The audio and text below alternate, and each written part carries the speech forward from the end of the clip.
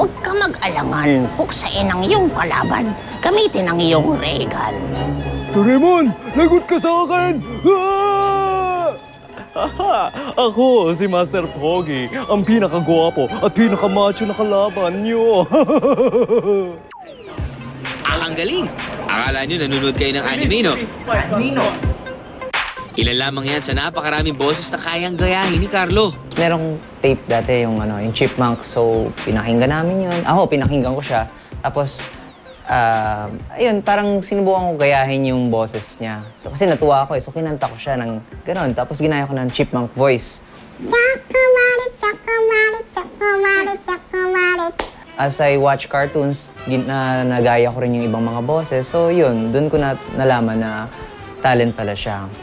Kaya rin ni Carlo na maging Powerpuff Girls. Here they come just in time. The Powerpuff Girls. Cookie Monster. That's good enough for me. Nom nom nom nom nom. Count Dracula. One sheep. Malapit na tayo, Taiki. Lalong araw na enhance ni Carlo ang kanyang talent dahil sa kanyang creative imagination at sa tulong na rin ng pagpasok niya sa isang voice talent school. Dito raw niya natutunan ng iba't ibang teknik sa panggagaya ng mga boses. One is pitch.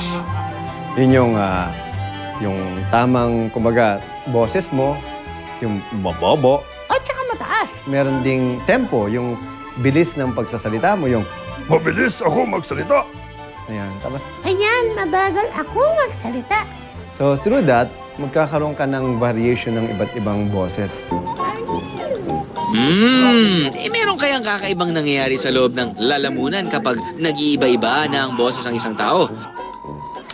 Yan ang alamin natin sa endoscopy session ni Carlo kung saan sisilipin natin ang hindi nating ordinaryong nakikita. Dahan-dahan ipinasok sa ilong ni Carlo ang endoscopy apparatus na may kamera sa dulo. Habang nasa loob ang aparato, gumaya ng iba't ibang boses si Carlo. Sa larynx o voice box, nagmumula ang tunog. Nabubuo naman at nailalabas ang speech o salita sa vocal tract na binubuo ng lalamunan, ngalangala, ngipin at bibig. Nang ginaya ni Carlo ang malalim na boses ni Cookie Monster, nakikita na mas naging biswal ang dila ni Carlo. Nom nom nom nom nom.